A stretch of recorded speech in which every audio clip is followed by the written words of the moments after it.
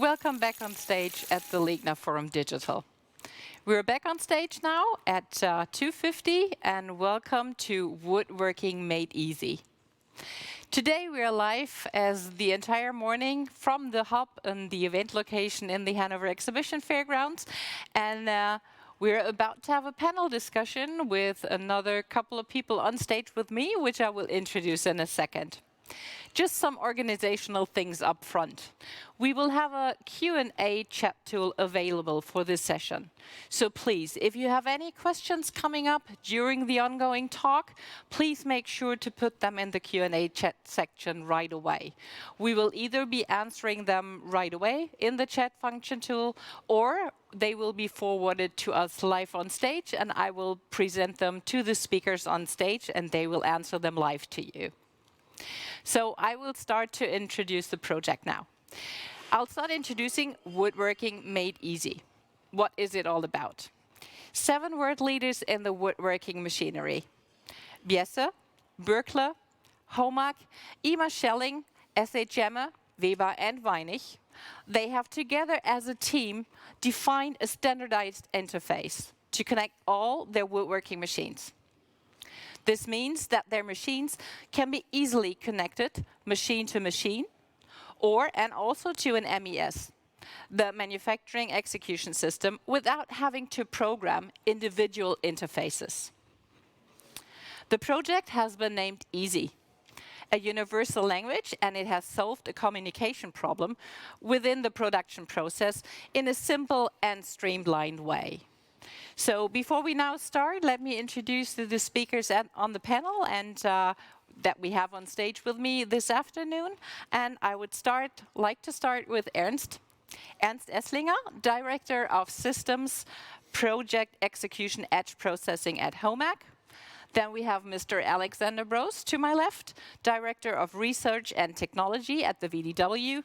And last but not least, right next to me on my left, Raphaël Prati, Chief Marketing Officer at BIESSE Group, who will start by presenting the actual concept of Woodworking Made Easy. And he's actually the chairman of the marketing group leading the project. So Raphaël, before you start, just a short intro on you. Thank you. Raphaël is an expert in B2B marketing and communication and branding, and for over 20 years, he has been working in the woodworking technology sector, and now, together with some of the industry's best marketers, he has recently developed the launch and the go-to market of the project Easy. So Raphaël, it would be great if you, to the audience now, would give an overall overview of the project Easy. Thank you, Stephanie, and good afternoon to all of you. It's a pleasure and an honor to be here representing the 7 companies. And I'm going to give you an overview of these challenging project that we're launching here today. The challenge we had to face was to provide a solution for those companies, small, medium, big enterprises that are facing communications problem when they have to integrate different machines from different brands.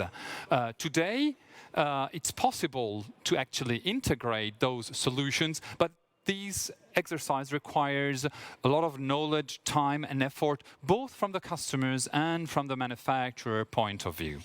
The solution that we developed together is actually solving that problem that is mainly a communications problem, trying to put the benefits of the industry before the single, let's say, benefit or effort, the single benefit for each of those companies.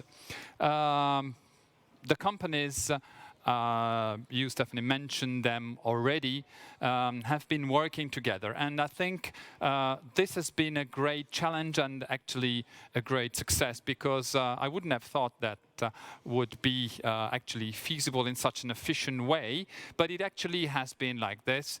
And the secret behind that achievement is the fact that we put the benefits of the industry working as an ecosystem beforehand. The different stakeholders are the companies, but of course also the woodworking associations, VDMA and Archimal, as well as Emabois, that provided a neutral background in order to make it possible for these 7 companies to work together. UMATI is basically the technical sponsor of that project. We're actually collaborating with them, and later on Alexander will give us some more details about that aspect. As I said, we're actually targeting small to medium and large companies. We're not focusing on specific segments. This is really a wide project, and we really want to reach and bring those benefits to all companies. The concept, the naming concept behind the project, we call the project Easy, is actually taking his roots and has been inspired by 2 languages that solved the communications problem in the past. Of course, the Morse code, for example, where you can actually connect and exchange information through dots and lines, as well as the Braille, let's say, a solution that gives the possibility to the people that are blind to actually read. So those 2, let's say, codes have inspired the Easy project. As you can see, the basic also graphic is there to make things become easy for the operators, for the customers, and for the companies, of course. Before we look a bit more into details about the project, I would like to show you a small clip that will give you an anticipation of that, let's say, solution that we've been working for in those years. Please.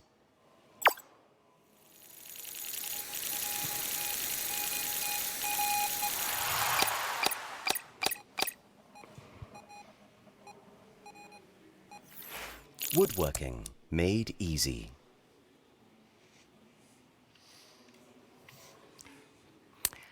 Okay, Raphaël, when I look at that and I listen to you, actually the first thing, to be honest, that came to my mind, and I'm pretty sure the audience thinks the same, when I see the names of the 7 world leaders, what was actually the most challenging part, you would say, when we're actually looking at the end of the day, when you were teaming up with your greatest exhibitors, not exhibitors, I mean with your greatest competitors? No, for sure. As I said, I think that was a huge challenge when I first heard about the project. I thought, oh, it's going to be very difficult. It's true, it has been tricky sometimes to find, let's say, a common denominator on the objective of the project, on how to actually name the project itself. As you can imagine, all the go-to-market activities are actually bringing to life the huge work that the technical group have been performing in the past years. But at the end, working as an ecosystem and focusing on the industry rather than on the benefits of the single companies has been the solution. We were really not working in a let's say one way or 2 ways system, so customer and manufacturer of a machine, but it was actually seen as an ecosystem, and that challenge turned out to be one of the greatest satisfaction that we had working together. Okay, thank you for that. Actually, one more thing that comes to my mind, obviously that's another important question for me personally as well. Why did you actually, after this time you've already been working on the project, did you choose Ligna to be the platform launching this today? Okay, because Ligna is the best platform, I would say. That's what I wanted to hear. It's easy to say, but I think it's also peculiar. Together with the working group, with a technical group, we were at a stage where the project could be, let's say, launched, and there was one of the most important events taking place this year of course, Ligna, even in this digital format, was seen by all the marketers as the must-have launch platform, because we're addressing the project to the broader audience possible. We think that, of course, the entire industry is actually focusing on what's happening these days here in Hanover. And that was the reason why that was the best solution we could actually have in launching the project itself. Well, it's a pleasure for us to do that as well. So now that we've heard about the broad overview at first from you and the marketing aspect, let's say, from that side, I would really like to go into the more technical side of things. So I'm looking over at Ernst here. And before I introduce to you, to Ernst Esslinger once again, there's another short clip introducing Easy actually from the technical side that we would like to watch right now. Woodworking companies have always needed to integrate machines of different technologies and brands on their shop floor. All machines then required being integrated to the company's manufacturing execution system, managing the entire production line. This integration process demanded weeks of interface development, resulting in unnecessary costs and taking up engineers' time. Now, woodworking is made easy. With Easy, woodworking companies can easily choose any type of technology and just plug in. One standardized interface easily connects all machines one to the other and to the manufacturing execution system. No extra time needed to develop an interface. Just one plug-in and our customers have total control of the production line, increasing productivity quickly and easily. Woodworking made easy. So, back to you, Ernst. Just to give a little short introduction on your person. Ernst has been working in the woodworking machinery industry with HOMAG since 1985 and for many years in various managerial roles in R&D. And besides some projects in the 4.0 industry environment, in 2018 he was elected chairman of the joint working group to define an OPCOA companion specification for the woodworking industry. So Ernst, I will now like to hand over to you. Please go ahead and show us a bit more about the technical side of things. Thank you very much, Stephanie. Yeah, welcome also from my side. I will bring you a little bit more the technical details, but don't be afraid. I will keep it on a level that everybody can understand it. Perhaps somebody of you have already heard about OPCOA, and there is a picture like this you see on the screen. There is a lot of communications that can be done by OPCOA, and at the very beginning of our project, we thought, what is the main effort for our customers? What interface should we do? What should we do first? And there we decided we will do the interface between the machine, what is here called controller, towards MES, ERP systems and so on, because most firms have only one ERP, one MES system, but a lot of different machines represented here by controllers. This can be robots, can be the different types of machines. Going a little bit more deeper, what is OPCOA? OPCOA is a transport, I call it transport mechanism. And for us, the big effort is, this is defined for different types of communications. This means if you do it by Wi-Fi, if you do it by an Ethernet, if you do it by 5G, this is standardized. And then we have a standard interface where we can then say, okay, here, does now our specification starts. And this is what is called a companion specification. To give you an illustration about this, you can see here, these two robots want to talk together, but they don't understand each other. They know, okay, we will both speak towards each other, but how can we communicate?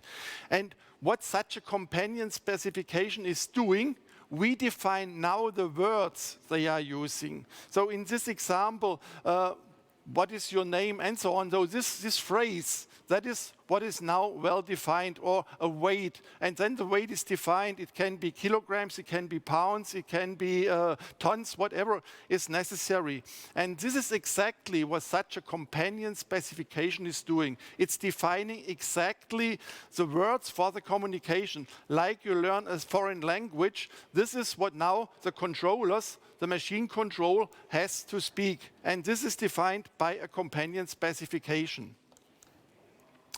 So when you start such a project, how do you this? First of all, we asked us, okay, what are the really use cases? What is the benefit for our customers? And you can see here on the screen 11 use cases we defined at the very beginning. And we said, okay, we will work on them, we will do them, we will fulfill all the definitions that are necessary to do this. During the work, we found out, okay, this takes quite a long time, and but we don't want it to wait so long. So we decided to start with the first 4 use cases. And this use case, we said, okay, this will be our first version of the companion specification. Though, if you look here, what have we found out, what we will do first? We said we will do an identification of the machine and a component. How is this called? What are the definitions? I will show you a little bit later on what is behind this. Then we gave an overall overview of the machine state. What is the machine really doing now? Also the messages, error messages and so on. These are the messages such a machine can give to you. And the machine already knows. So we do no new definition. We say, okay, what a machine is already knowing, this information we bring now to the outside in a standardized manner. And finally, the 4th use case, to do KPI calculation. There are words, probably you know, OEE, all over equipment effectiveness. Such words are then used, and we have to bring all this data out of the control. We don't do the calculation of these values, but we give to a MES system or whatever a system the necessary information to do exactly this calculation, to write down, to calculate these values out of this. So if we go now a little bit deeper, these are such identification. Here is the first product instance URI. This is a word that's not so easy to understand, but you can imagine this is exactly the name of your machine that defines your machine within, let's call it within the internet. So like you have a home page, it's a certain number, it's unique to your machine. It's prevented by the vendor of the machine, he creates it, and this number keeps all the lifetime of the machine. Then you see on the right column an M and a RO. M means mandatory. This means all defined as mandatory does every machine that is according to this companion specification fulfills. Read only, RO means read only. So this is brought to the machine by the manufacturer. Down in the last lines, you see an O. This means optional, and RW, read write. This means the user of the machine can write down here his own informations. And so you can see here what we have defined. So you can read out with this interface the manufacturer of the machine, or the model of the machine, or device class. This means what type of machine, edge bending machine, and so on. Serial number, and so on. Also necessary information to identify your machine very clearly. Then other examples are the states out of the machine. Moment. So we're on the state. Machine is on, machine is initialized, power is present, error is at the machine. So out of this, you can then create a state, and this state we have defined in such a state diagram. Here you can see how a machine, we have defined 4 states, and you can see how a machine comes from one state to the other one, how it comes from standby to ready to working or to error. In all directions. So out of this, you know how is your machine working? Is it working well, or is it not working well? The others are some values that are very interesting for you. For example, I have here, but this is not a complete list. This list is much longer. I took only some examples out of it. Also, the previous slides showed only some examples out of this long list of values you can take or you can read out by this OPC UA interface. Here, access override, feed speed, or also sometimes the machine gets for error, for production, and so on. And also you see here the messages. You can also get the information, not only there is a message, you get also the information. What type of message? It's a warning, it's an error, it's an information just. And if the machine provides this information in different languages, you get also this information in all these different languages within your system, and you can do whatever you want out of this information. So, and now we have finalized our version 1.0 of this companion specification. It will be next week available at the OPC Foundation. You can download it there, also the necessary files. All the software is open. We call it vertical interface. You can remember it's a vertical interface from MES to the machine, and this is now with the 4 use cases. It's a version 1.0.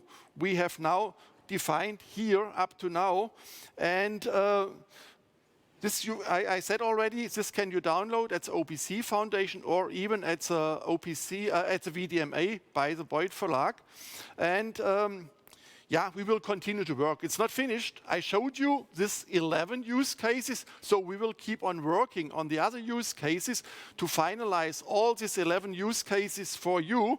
And last but not least, we will continue also our work for the other interfaces. You have seen this OPC UA is not only this vertical, we have also a horizontal interface, and this we will also do.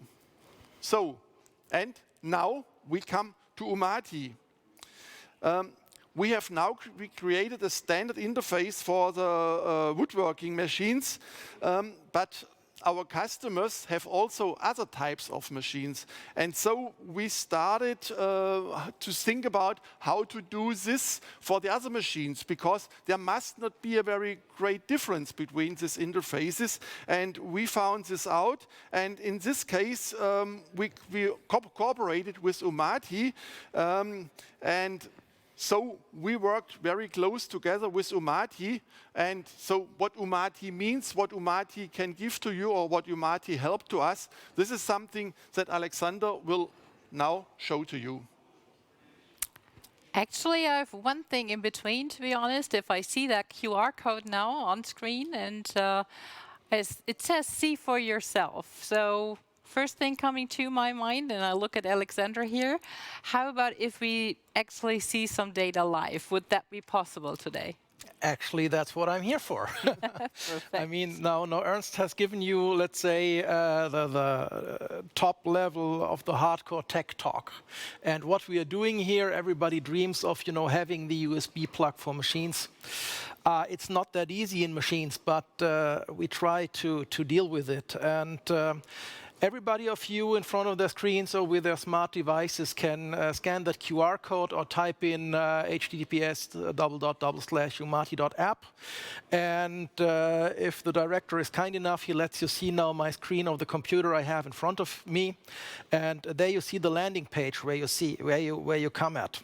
And what you see here is you have some indicators, little pink ones with a tooth wheel in it. This is machines, and you have the little blue ones that show software solutions which make use of this kind of data. And when I zoom out for a little bit, so you get the world map, you see, whoa, there's a lot going on. And basically all the machines that you see here are connected to our UMATI dashboard by OPC UA in various instances.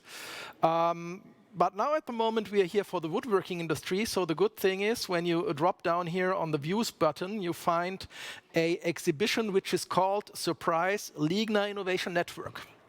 And when you click on that, voila, you see a list of machines where you see the machines by BIESSE, by Holzer, HOMAG, Weber, SCM, Weinig, and so on, that are at the moment live connected. You see in the front of the machine name the little Wi-Fi sign, and when this is a dark blue, you see it's connected. And when we ask what is the benefit of all this data, then the first thing is, well, what the user always wants to know is, how can I know what my production is actually doing right now? And you can click here on the machines tab, and when you do that, it adds a little timeline where you see it can be green, it can be kind of blue, petrol blue. And so you would see, okay, over the past about 1 hour, what have these machines been doing? Let's stay with that one here, CenterTech E310 from HOMAG. Ernst, maybe this is something for you here. You see it has been in this blue color, that means it has been waiting, and there have been green phases, that means in that time it has been operational. And when you click on the machine logo, then it shows you exactly what Ernst has just defined. You find a picture of the machine. You find a little status lamp here. You see the status overview bar here. And when you look down, you see, first of all, the identification. Oh, it's a HOMAG machine. It has this URI, so this is the unique number of this machine instance, the one fingerprint where you can find that machine anywhere in the world. You see which software version it has. You see that it has, well, a fictional Ligna location tag, bringing it, I think, at the moment to Hanover. What kind of model, what the product code is, and then you can flap open these pop-out menus, and you see the machine is currently in automatic mode. It's working. The axis override, so I mean to regulate how fast it's going, is set to 100%. You see that it has pieces, it has power. There's no alarm. It is calibrated to do work. At the moment, obviously, we have some emergency, and we have pressurized air available. And you can look down here, and you see there's some kind of fancy tool, fancy program, and that is active, so that machine is operational.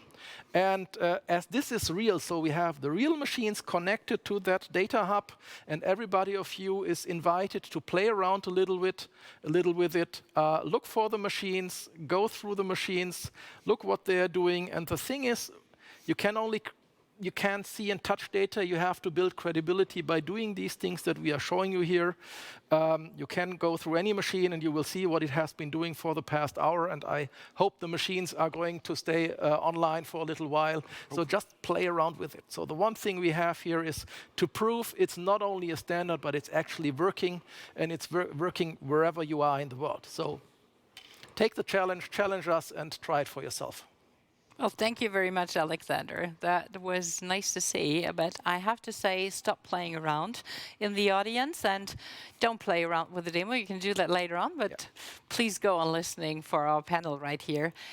Thanks, Alexander. But once again, I would say, after seeing that actual data live, I think we need to get a bit more into things of what UMATI is actually. Yeah. So it would be great if you could just fill us in a bit more about what's UMATI all about, and is it a solely German initiative? But, well, looking at the 7 world leaders, I guess it is probably not, but please fill us in more about that.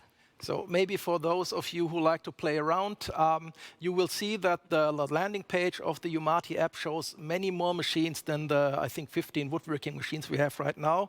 And that's because next week we have the world-leading metalworking machine tool show, EMO Milano, and there we are showing also a live demonstration. And we have another about 50 machines from all over the world connected or in various stages to get connected right now. When we go through the slides for a minute that I have presented here, maybe this slide is another version of what Raphaël and Ernst have talked about. You have a plant, you have different machines from different makers, they have different interfaces, and unfortunately they are not all woodworking machines. You can have robots, you can have metalworking machine tools, you can have finishing or paint lines, you can have glass technology, you can have grippers and whatnot.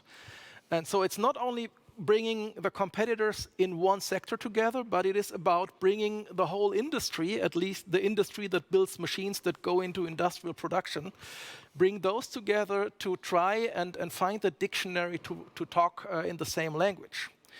And when you look at the next slide, it is basically OPC UA is part of solving that. And that's a very hardcore, very intelligent, technical way of solving it. But that's not enough. You need a little bit more. And this is what I'm just going to explain in the next couple of minutes.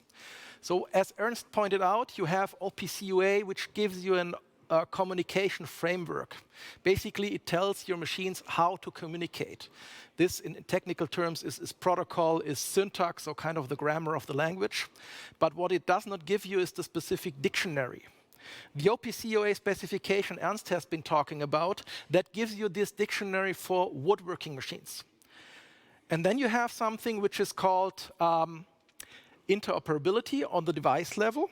But for us, I'm coming from the metalworking machine tool industry, we have the same dictionary for metalworking. The robot industry has this kind of dictionary for the robot industry. And now the next thing is, how do you get this across the different technology levels? And then certainly you are at 2 points. It is necessary to have this bottom-up approach with respect to the standards, but somehow you have to harmonize them on a technical level. This is what's going on in OPC UA.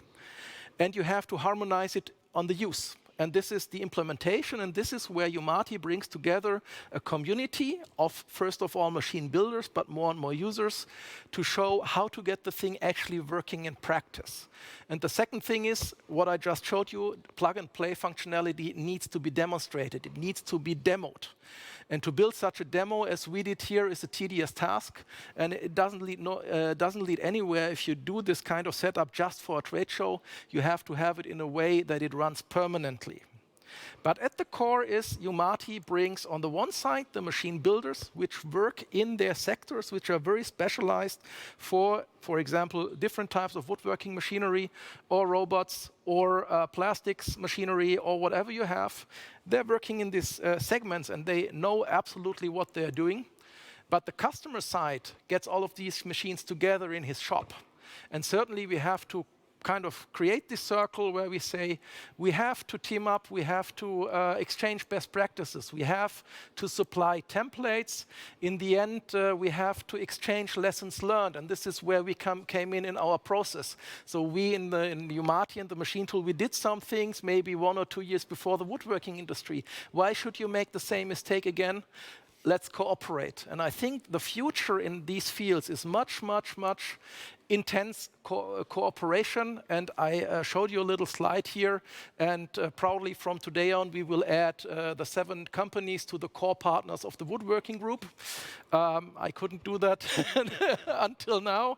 And it's quite a group. We have about 180 partners globally. So certainly there is a big nucleus still in Germany or the German-speaking countries, but it's really global. We are cooperating with China and other initiatives. And maybe for those of you who like some facts, you can look what we are doing with this demonstrator. But I think the best thing is you saw what it is capable. You can play around with it. So again, there's the invitation. Look at what these guys have been done. It's really great. That's really the effort that is needed for the industry. And then see how that fits together with all the other industries that are partners of UMATI. Okay. Thank you very much, Alexander. And you have actually already answered one of my questions I was about to ask you. So UMATI actually does address not only the machine builders, but also their customers. Yeah, maybe just to say, the machine builders, in IT, everybody knows I have Android or Apple or Microsoft. That's not the case in the machine building industries. And either the machine builders get together and start it and pull their customer on their side, or they're just vanishing and they don't have a say in this digital revolution. So we have no choice but do it ourselves. Okay, I think this is the right keyword for me, actually. We have now heard a lot about the theory.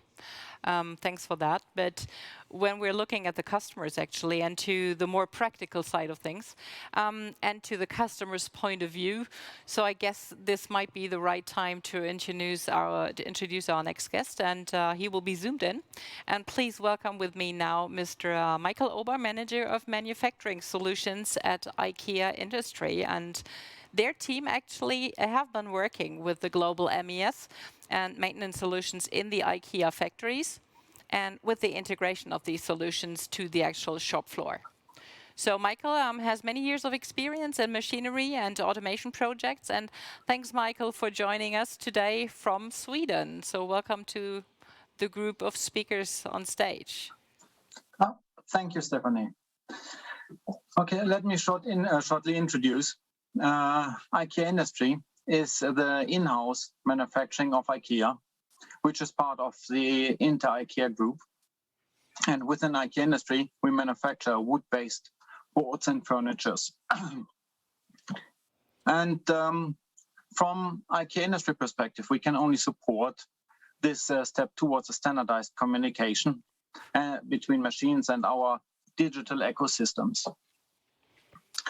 And I think everybody who has ever tried to make an Italian machine speaking German We're way behind. or vice versa and knows how difficult it is to make them talk with each other. So with OPC-UA and EASY, we have a common language and standardized communication. At IKEA Industry, we work a lot with different machines from various suppliers. And over the years, we have spent a lot of time to communicate with these machine suppliers, to send and retrieve information to our manufacturing solutions like MES and maintenance system, supporting the day-to-day activities of our factories. In the future, we expect this time to be reduced heavily, which is a benefit for us, not needing to discuss how to establish communication and information shall be exchanged. And the beauty of this is that it is not only for single suppliers, no, it counts for all of them. So we see in this standard that this is actually following up and utilizing on the promise of OPC-UA. From our view, I think in the first step, important use cases have been covered, but we can only emphasize to continue and really follow as well the other use cases, which we are really looking forward to come.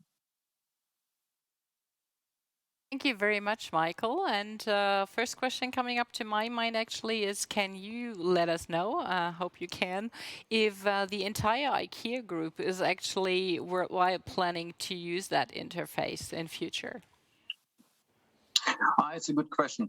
Let me say, for IKEA Industry, we will basically now start building pilot cases where we will look how it really works in our digital ecosystem, and then evaluate, and for sure with the intention to basically put that into our work center integration interface. Okay, thanks a lot for answering that. So Michael, I hope you can stay tuned, and we have Q&A session coming up. But first of all, I would like to introduce another speaker that we have now moving from Sweden to Switzerland, actually. We can see that in the background. Hello, Luca. Nice to have you on stage with us. So welcome. And we're now welcoming the other side of the story. So not only seen from the tool manufacturer machinery side of things, but also from the side who develops the MES, the manufacturing execution systems. I would like to introduce you now to Mr. Luca Föhn, and he's the innovation manager at BORM-INFORMATIK.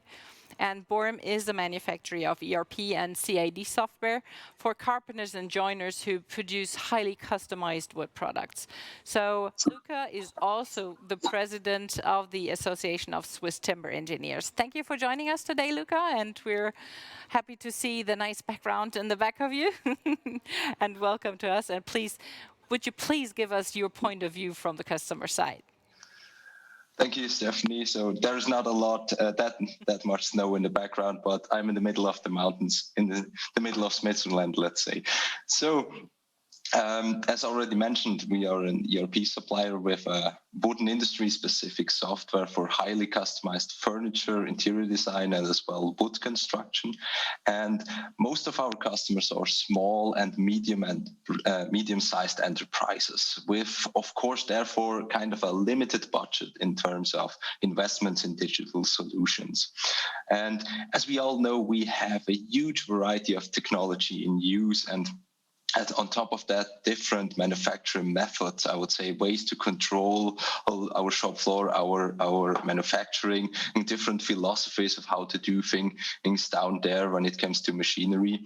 And this variety of different interfaces used there today is so wide and is becoming more and more of a challenge, I would say.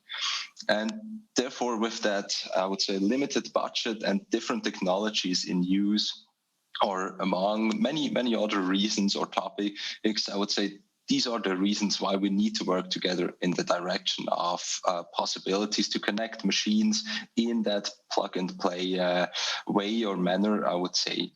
And I think, in my opinion, from what I see from my perspective in our industry, is especially in that, and that, let's call it, triangle of the horizontal information flow. So the material flow from machine to machine or process step to process step, in combination with the vertical information flow, where order data has been generated at one place and then fed to the different stations or machines and at least partially reported back. Exactly in this triangle is where we have a lot of extremely, I would say, complex data exchanges taking place. And exactly for this place, we need, in my opinion, we need stable protocols and sophisticated interfaces. And I think, therefore, the content of that, let's say, Woodworking 9 job handling package, which is absolutely interesting and needed for our industry.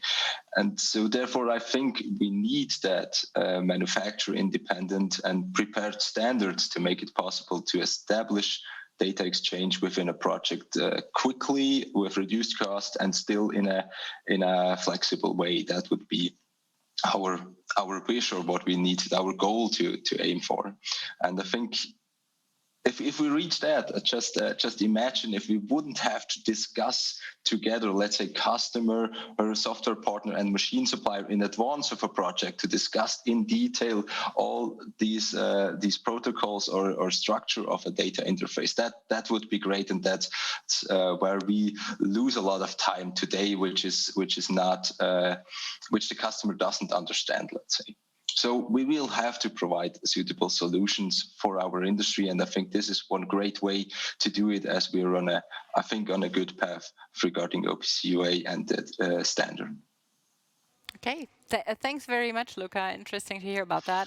I have actually one question that came in already during your talk. Please let me know if it's not really a direct question directed to you, but I'm going to put it forward to you anyway and see if you can answer that or one of the panels. So the question that came in is, can EASY be taken apart for small companies, requiring, for instance, not only the part of identification and machine status, but not that of alarm and event? Is that something we can put forward to one of you? Yes, I would say. As far as I got it right, it's the question, let's say.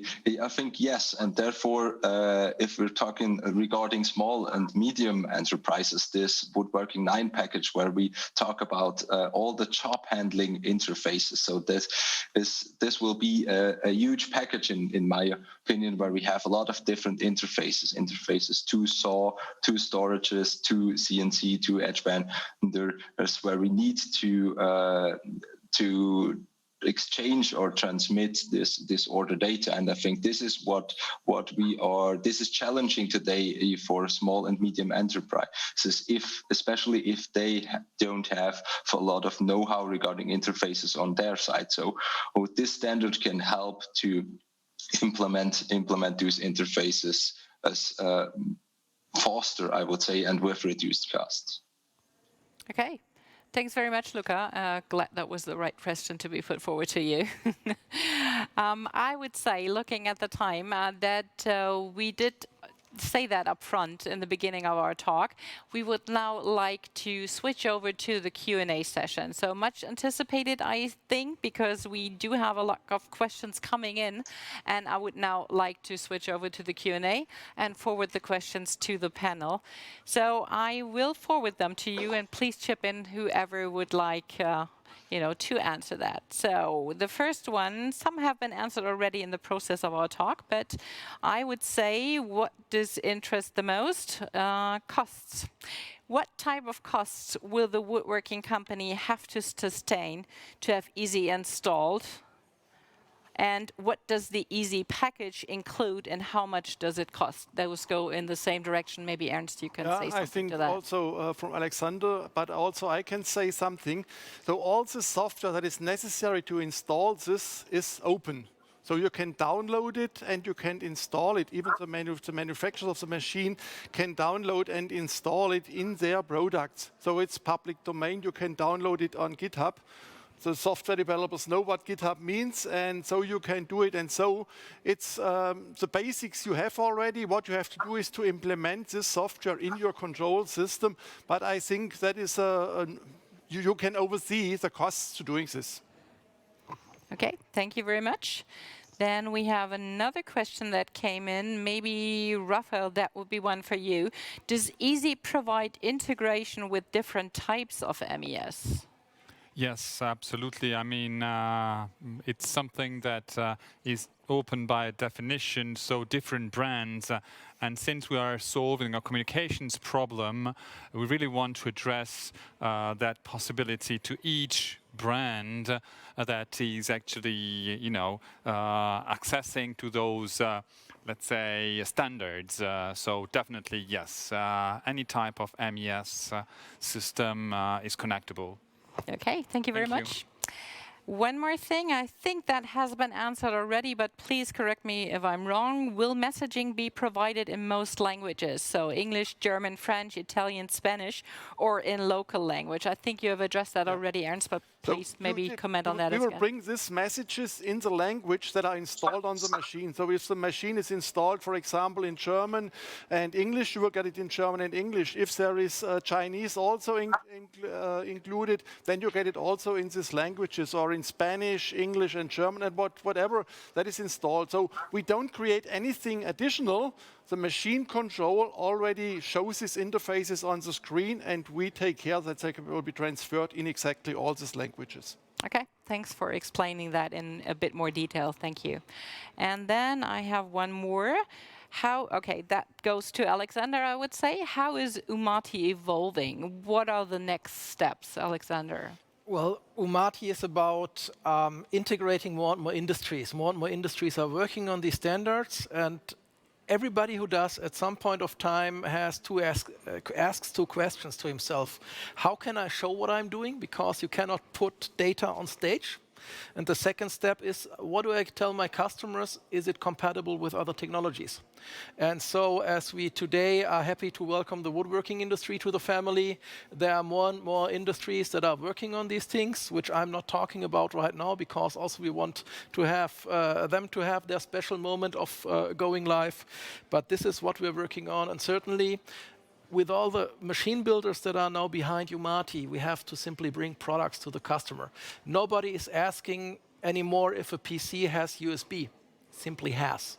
So in the future, we should not ask, does the machine have an OPC UA interface? It simply should have. And that takes a while, but we're working on it. Okay, thank you very much, Alexander. So I would say, looking at the questions, most of them that came in have been answered already during your talks, from what I can see. And I would now say the time is up for questions right now to the panel. But again, the audience out there, please feel free to raise your questions within the next couple of minutes still. Our experts in the Q&A section will answer them in the system still while we go on with closing our talk today. So, Raphaël, maybe before we come to the end, maybe you would give some closing words for today and for this talk. Yes, actually, thank you for, listening to this interesting session. It has been a very challenging project, as I said, and I really want to thank the 7 companies that have been involved, as well as the VDMA and the Woodworking Association and EMABOIS for providing this neutral background that make these challenge come to life and possible and effective. The president of EMABOIS, Jürgen Köppel, would like to say a few words with this video. For me, as president of the European Federation UMABOIS, the OPCUA project initiated in 2018 by VDMA is a milestone in our industry. At a very early stage, it was clear that a solution at European level was necessary for the sustainable success of the project. With the involvement of the Italian association Archimal, the basis for bundling the know-how of the leading companies in the woodworking machinery industry was established. The increasing complexity of production processes, which is also accompanied by an increasing amount of data, makes it imperative to offer customers solutions to reduce their workload and exposure in this challenging environment. In times of increasing automation and digital platforms, the establishment of an European standard and interface is exactly the right answer to this challenge. The top machinery manufacturers of our industry have done an excellent job during the recent months and years to facilitate the integration of machines from different manufacturers into the production network of our customers. In the meantime, the European OPCUA activity of the woodworking machinery manufacturers has been given its own name, EASY, which stands for Easy to Connect and Easy to Work. With the publication of the so-called companion specification in June 2021, an important step has been done. The long-term target must be fully compatible machines and systems which can be easily integrated without cost-intensive customizing. The first steps have been taken successfully by the EASY team, and I'm sure that all involved parties will jointly take the next steps too. Go. Raphaël. So, right, on behalf of all companies, a warm thank you for being here with us and for contributing with your valuable questions. Let's keep in touch. There's going to be much more to be said on this EASY project, and follow the project on easywoodworking.com website and social media. Okay. Thank you all, and I would now like to wrap this up just by letting you know what you've heard today will be available afterwards on demand, because we do have recorded that talk, and please feel free to log back in, so within the next 2 days it will be available on the Ligna Innovation Network platform. Thank you very much for listening today. Take care.